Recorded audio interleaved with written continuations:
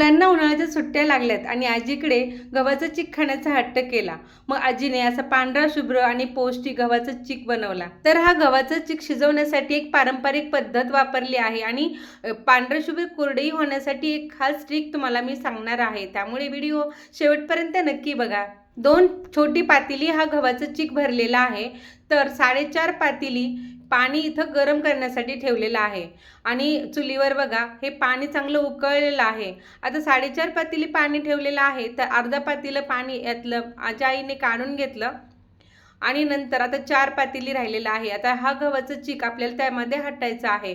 तर बघा आता चीक हा तळाला बसतो म्हणून सुरुवातीला बेलण्याने चांगलं हटून घेतलं आणि या उकळत्या पाण्यामध्ये चवीनुसार मीठही घातलं.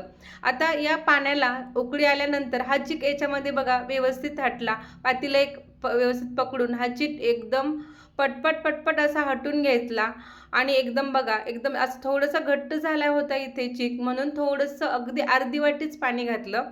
आपण बाजूला पाणी जे गरम केलेलं आहे तेच पाणी इथं वापरायचं जर जरुरी पुरतं लागलं तर.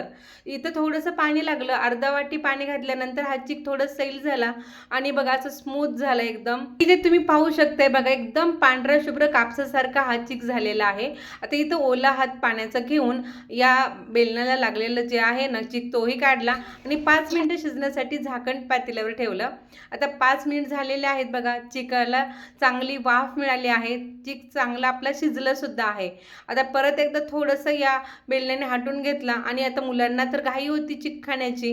मग बघा प्लेट आणि डिश घेऊन तयार होते. मग त्यांना मुलांना हा चीक खाण्यासाठी दिला आणि मुले एकदम खुश झाली. पण जो चीक राहिलेला आहे त्याच्या कुरडया बनवल्या इथे. तुमच्याकडे सुद्धा असा गव्हाचा चीक मुलांना तुम्ही खायला देता का? किंवा मुलं हट्टे करतात का गव्हाचा चीक खाण्यासाठी? मला कमेंटमध्ये नक्की सांगा. कुरडई बनवण्यासाठी हा शेवगा आहे बघा. या शेवग्यामध्ये हा चीक भरला.